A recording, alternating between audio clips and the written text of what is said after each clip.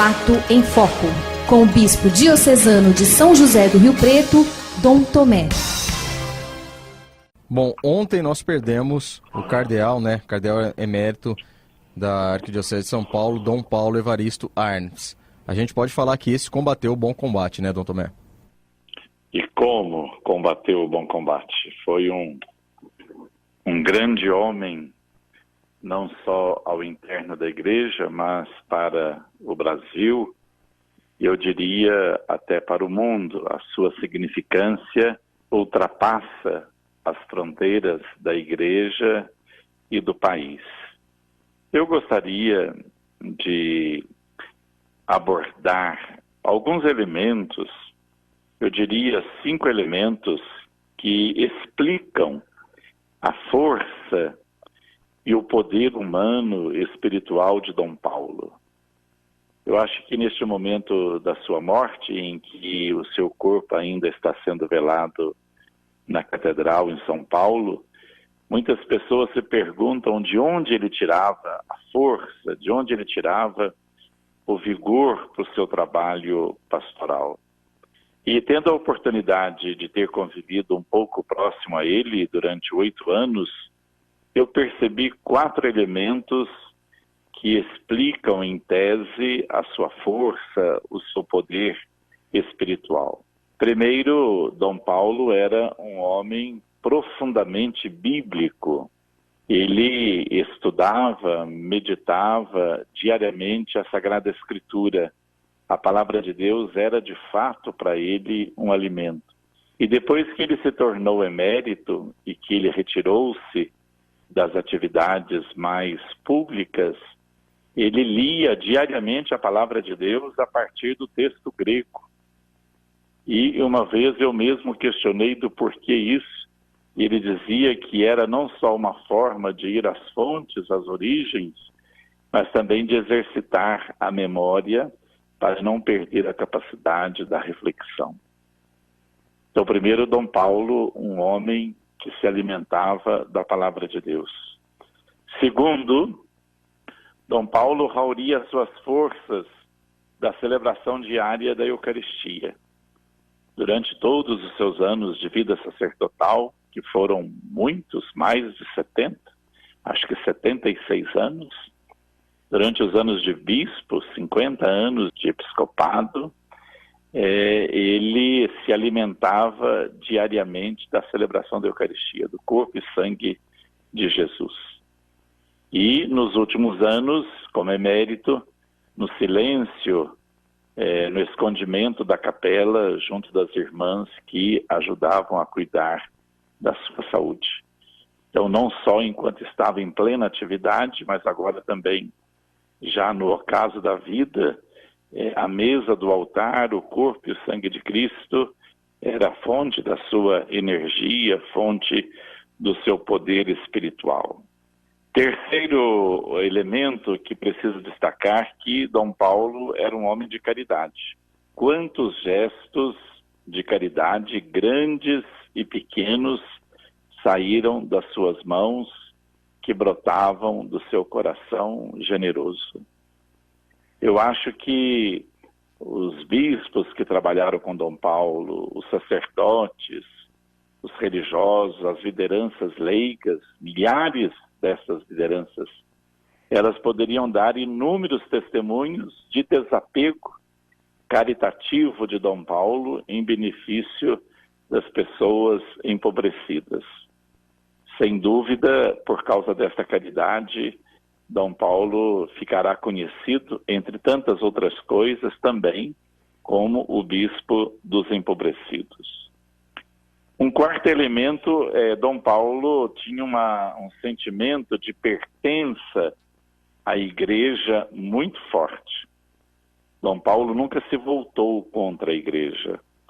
Dom Paulo sempre se sentiu com a igreja, membro da igreja, na sua comunhão com os papas, Paulo VI, sobretudo, depois João Paulo II, Bento XVI, ele já era emérito, mas também se encontraram. Nunca se ouviu da boca de Dom Paulo um gesto ou uma palavra de descontentamento ou de mágoa com a igreja, uma plena comunhão com a igreja. Ainda quando outras pessoas criticaram fortemente a divisão da arquidiocese, que era a segunda maior do mundo, Dom Paulo ficou silencioso e, na obediência, acolheu as orientações da igreja. Então, um homem de uma profunda pertença eclesial. E, por último, destacaria a virtude da humildade franciscana. Durante a sua vida de bispo, depois de arcebispo, agora como cardeal emérito, vivia numa simplicidade assim impressionante, até mesmo materialmente, de poucas posses, já não conservava mais nada além daquilo que era estritamente necessário. Alguns livros, algumas peças de roupa, vivia da caridade das irmãs que o ajudavam e da arquidiocese que procurava manter ou satisfazer as suas necessidades imediatas. Profundamente humilde. E ele bebeu esta humildade dentro do espírito franciscano, pois ele era membro da Ordem dos Frades Menores.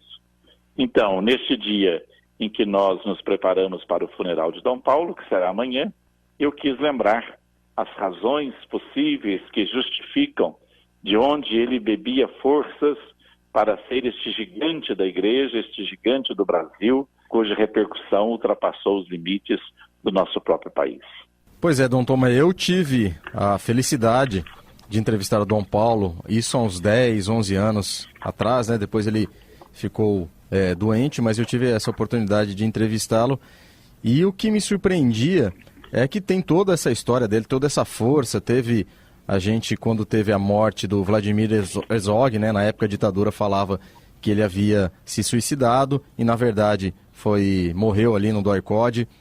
E ele acabou fazendo, né? Juntou ali, fez um culto ecumênico em homenagem ao Vladimir Herzog. Foi um momento assim de muita tensão, porque era na época da linha dura lá da ditadura, e ele teve a coragem, enfrentou. E ao mesmo tempo que ele tinha essa personalidade forte, era uma pessoa bastante combativa em favor dos direitos humanos, ele tinha aquela fala doce, né? Conversava com ele, eu lembro dessa entrevista, inclusive relembrando essa ação dele durante a época da ditadura, e ele falava com aquela serenidade, até parecia que nem combinava com aquela força daquele homem, apesar dessa fala sempre mansa, sempre concisa, né, mas com muita doçura, ao mesmo tempo é uma pessoa bastante combativa, né, Dom Tomé?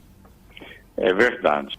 No contato pessoal, ele era marcado pela ternura, né, um homem terno, de voz mansa, de um olhar assim, vou dizer, compassivo, apaixonado por todos os seus interlocutores. O senhor analisou muito bem, há um contraste, de um lado, o vigor, a força no enfrentamento com a sociedade, sobretudo no período do regime militar. Essa celebração que você faz menção na Catedral da Sé foi um gesto heróico dele e de outros religiosos, de outras religiões, uma demonstração de coragem, de enfrentamento do poder. Isso ficou paradigmático na vida de Dom Paulo e também será recordado para sempre. E, por outro lado, essa doçura, essa ternura própria daqueles homens que vivem imersos no mistério de Deus, né? Então, a força e a simplicidade convivendo na mesma pessoa, uma complementando a outra, fazendo, então, que, através dos seus atos, das suas palavras, ele cumpria a sua missão de sacerdote, de religioso franciscano, de evangelizador.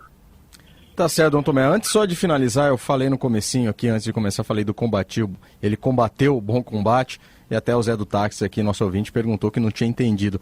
O senhor me corrija se eu estiver errado, mas foi uma frase de São Paulo, né, no Evangelho de Timóteo, dizendo que combateu o bom combate. Então, é isso mesmo, né, Dom Tomé?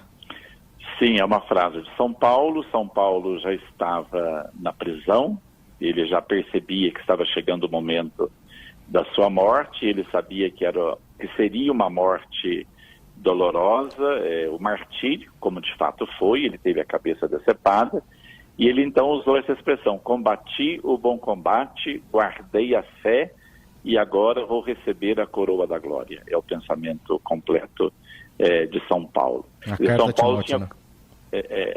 São Paulo tinha consciência de que ele tinha cumprido a missão dele. Ele era um judeu, como judeu perseguiu os cristãos, depois fez a experiência do Cristo ressuscitado, se converteu ao cristianismo, foi o maior dos apóstolos da história do cristianismo.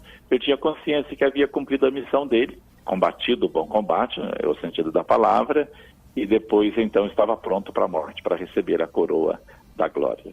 Foi uma boa citação, aplica-se sem dúvida oportunamente também a Dom Paulo. Sem dúvida. Dom Tomé, muito obrigado pela participação, um forte abraço e até amanhã. Um abraço, nos encontramos amanhã neste mesmo horário.